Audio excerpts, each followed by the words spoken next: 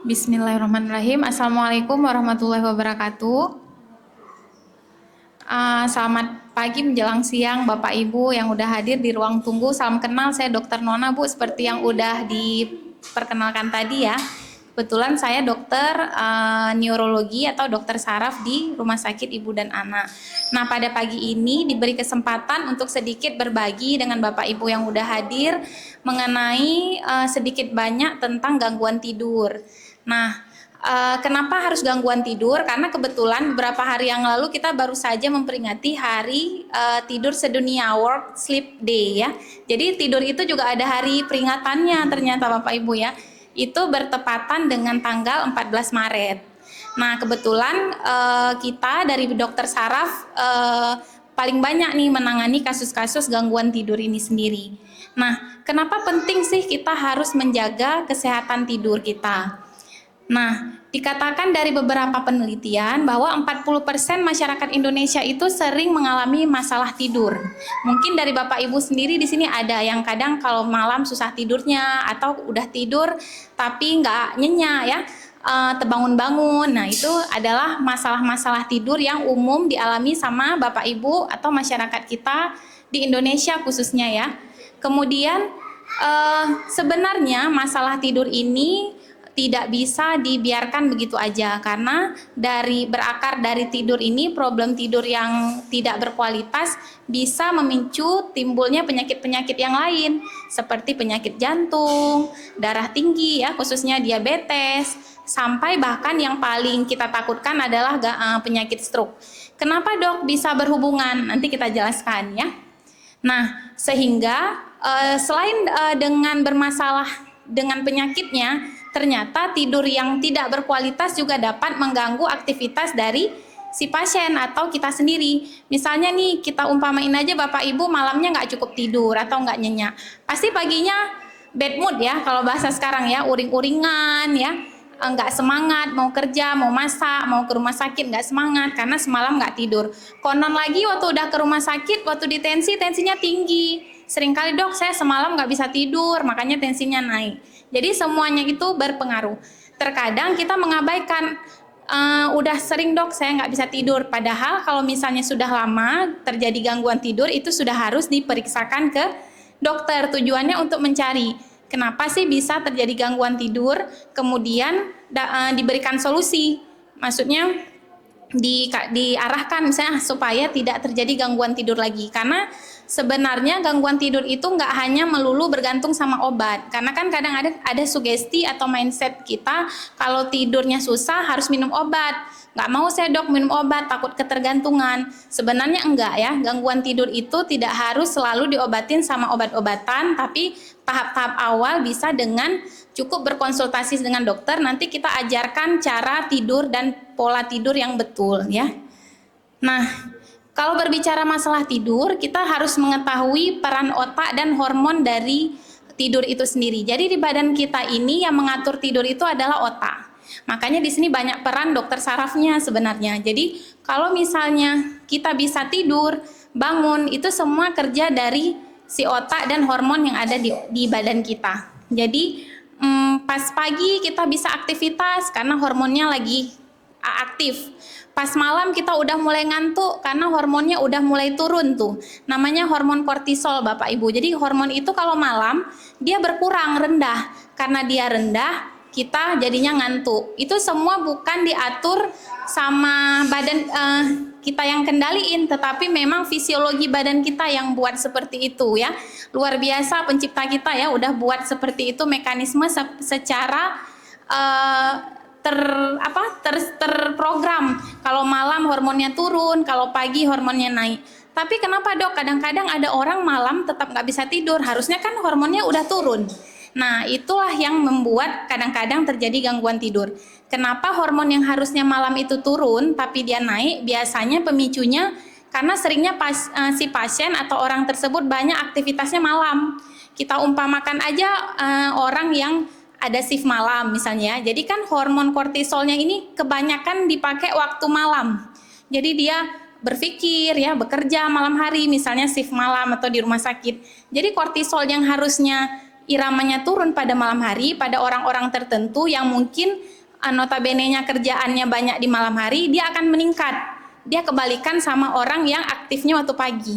Jadi pada orang demikian, itulah yang menyebabkan gangguan tidur. Jadi waktu dia tidak aktivitas malam, atau misalnya malam minggu nih, malam minggu nggak perlu ke kantor atau nggak perlu ke rumah sakit, nggak ada shift malam, nggak bisa tidur karena hormon kortisolnya yang biasa tinggi waktu malam hari dia pakai saat aktivitas masih tinggi saat malam hari dia di rumah. Jadi pasiennya kebawa juga, belum bisa tidur pada hari-hari yang seharusnya tidak bekerja, gitu ya. Nah, penting sekali tidur ini, kenapa? Karena ibaratnya otak itu kayak komputer Bapak Ibu, kalau dipakai terus-menerus panas ya kan. Jadi otak itu dan badan kita tuh perlu diistirahatkan. Makanya disitulah pentingnya seseorang itu tidurnya harus cukup. Berapa jam? 7 sampai 9 jam. Kalau kita dewasa 7 sampai 9 jam.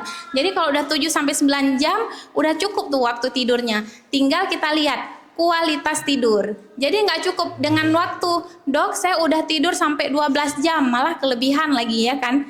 Pikirnya udah sehat, belum tentu. Kalau kualitas tidur kita nggak cukup, sama aja bangun kita nggak fresh.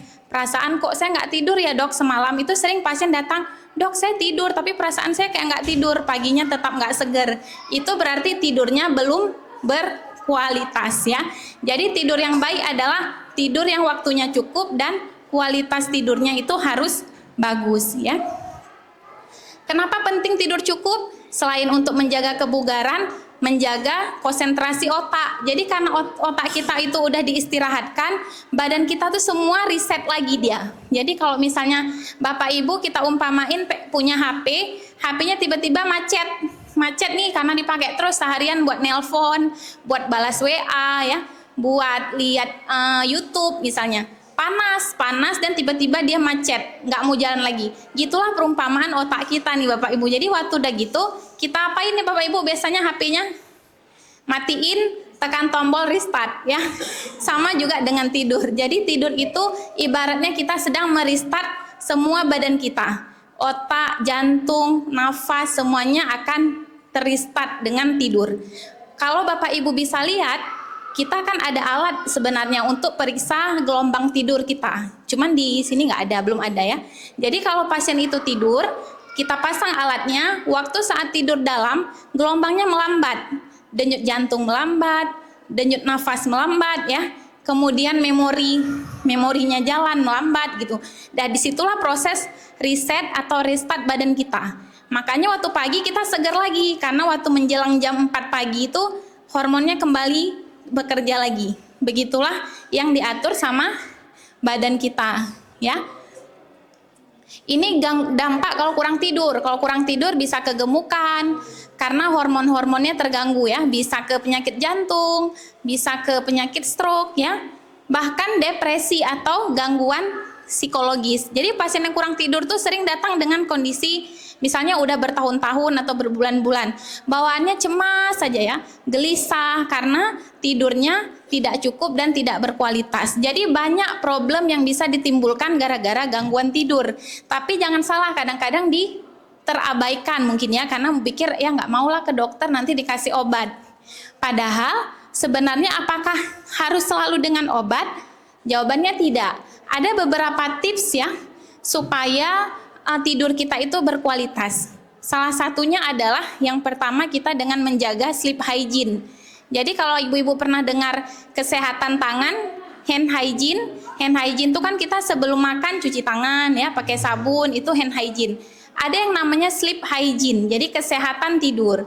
Kesehatan tidur itu caranya dengan yang pertama, matikan lampu waktu malam hari. Idealnya kita matikan lampunya, lampu kamar, atau redupkan pakai lampu tidur.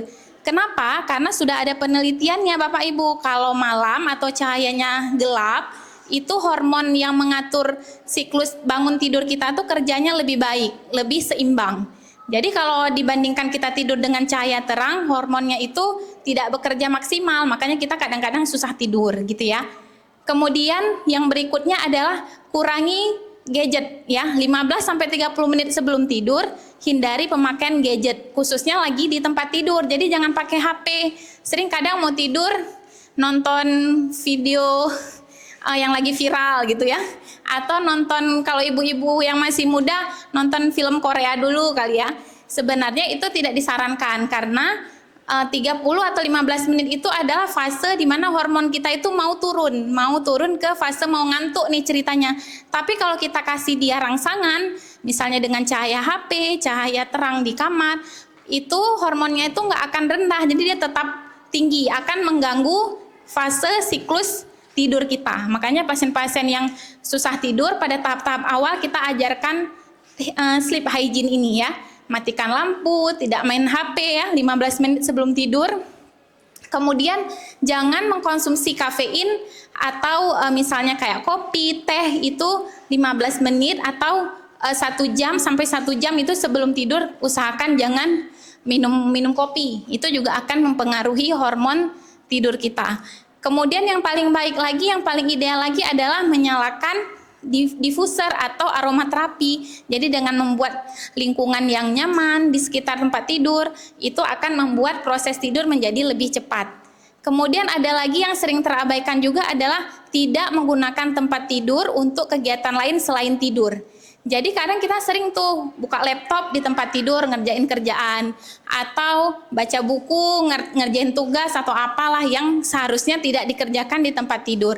Sebenarnya itu adalah cara yang salah. Jadi gunakan tempat tidur hanya untuk proses tidur. Jadi kalau ibu-ibu atau bapak-bapak masih ada kegiatan yang mau diselesaikan, jangan selesaikan di tempat tidur, kerjakan di tempat lain, kemudian waktu udah mulai menjelang ngantuk baru ke tempat tidur.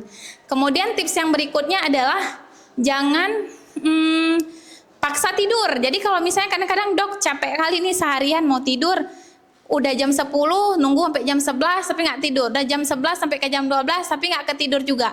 Nah itu sebenarnya cara yang salah. Jadi kalau 15 menit udah di tempat tidur mau tidur nggak bisa ketidur, bapak ibu harus bangun buat aktivitas yang lain. Jadi jangan paksa buat tidur. Kalau misalnya dipaksa dia akan mengganggu hormon kortisolnya, jadi akan makin aktif. Jadi kalau udah nggak bisa tidur ya udah bangun buat yang lain, terus nanti balik lagi ke tempat tidur waktu udah menjelang mengantuk. Itu salah satu tipsnya ya. Kemudian jaga pola tidur yang baik. Jadi harus atur, kalau misalnya malam biasanya tidur jam 10, atur selalu jam 10. Kalau bangun pagi biasanya saat subuh jam setengah 6 atau jam 5, bangun selalu jam segitu. Pola seperti itu akan diingat oleh otak kita Bapak Ibu. Jadi otak kita ini pintar dia ya.